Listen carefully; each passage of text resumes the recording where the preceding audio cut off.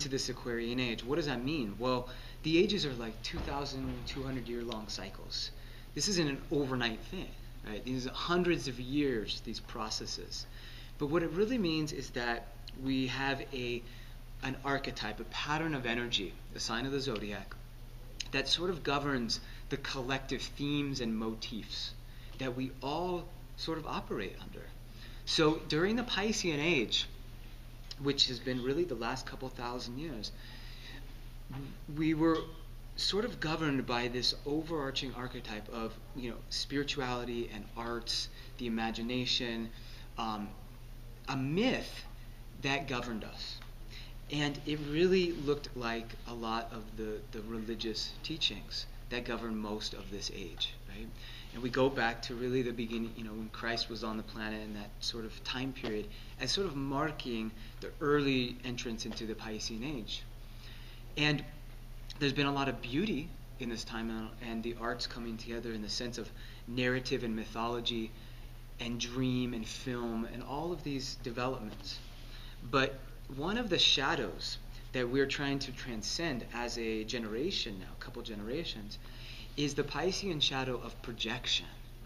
And the projection is that there is a savior or a redeemer outside of ourselves. The other projection is that there's someone to blame, or there is some guilt that we need to harbor for something we did wrong, which always is somebody else's projection, right? So in this, we're kind of in these stories. Like we're fish, Pisces fish, swimming in these oceans of stories, right? And there's no freedom in that. The sense of the guilt or the blame or the victimization, right? It's the government's fault, or it's that lover's fault, or my parents' fault. None of that is going to be taken into this Aquarian age, because Aquarius is about a very different energy. Whereas we're the fish swimming in opposite directions. Our stories are battling with each other in the Piscean age. In the Aquarian age, we ascend. We rise out of the water, and we become the water bearer. Okay, Aquarius is the water bearer. And it's really, the symbol for Aquarius, those they're like kind of electric bolts, but they're actually like chi, or prana, or energy. So we start to recognize that we're energetic beings, and that the most important thing we can do collectively is support each other realizing our creative potential. And this means that no one can be to blame, right? And no one has control over us.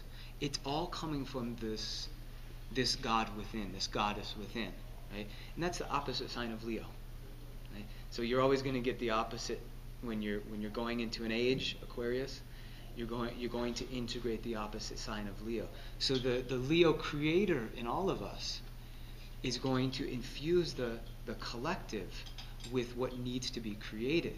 Well, in that, we can't run a story of being guilty or blaming someone. We have to take the reins of the creator and channel it through us. Right? So what we're looking at is more and more as we move into this age and with this transit, right, where we're trying to break through all of those stuck energies, those triggers and those hooks that get us. Uranus, Pluto is trying to liberate us from all of that. And so what we're looking at is, how can I engage it? Like Reed had a great comment about this last night. Transparency is the new fidelity. It's that kind of thing. In Aquarius, Aquarius is a sign of cosmic friendship. So we're on Facebook. We're on Twitter. We're definitely tapping in now to a different version of how we define ourselves, and it's much more multidimensional, right? We don't have one relationship. Like in the Piscean age, mostly we had this kind of long-term relationship and and a family, and now it's like we have all of these friendships. We can have lovers all over the world. We can go visit them. We can have Skype sex with them if we want. Pretty soon, I would imagine by the end of the decade, we're going to get into some kind of tactile technology that's transmitted through Skype and wireless. So we're going to some very interesting spaces where we're transcending space and time in some way. Hard to fathom all of it, but we have to be ready to shift the paradigm at any moment under the Aquarian Age, and definitely under the Uranus-Pluto square. We're on the roller coaster ride, and it's like if we try to hold on, we're going to get carpal tunnel. And then we're not going to be able to pleasure ourselves or anyone else. Right. If we throw our hands up in the air and we shake it out, that's that energy of that kind of, okay, our nervous systems are definitely, high strung right now, but we need to have fun in the process of adaptation, acceptance, allowance. Aquarius is a very tolerant sign, right? It's about the access of total freedom. And there is a sense of an experimentational quality to everything that we're doing, including our relationships. So if we're experimenting, there's no judgment, right? We're just discovering. So the true essence of science is really that. It's really a process of discovery. Now, science can be used in a religious way, which it's been doing out of the Piscean Age, but the true essence is that we're always going to be learning, discovering, and in that process we can't label or judge anything, right? We just have to tap into our creative potential. So in our relationships, we're working on mirroring back or reflecting back that creative essence in the other, and also the essence of innocence, right? That we've never really done anything wrong. We're always in this learning process, and we've all been conditioned. Now this is where we started to get into the power of astrology, or another practice that I do called human design.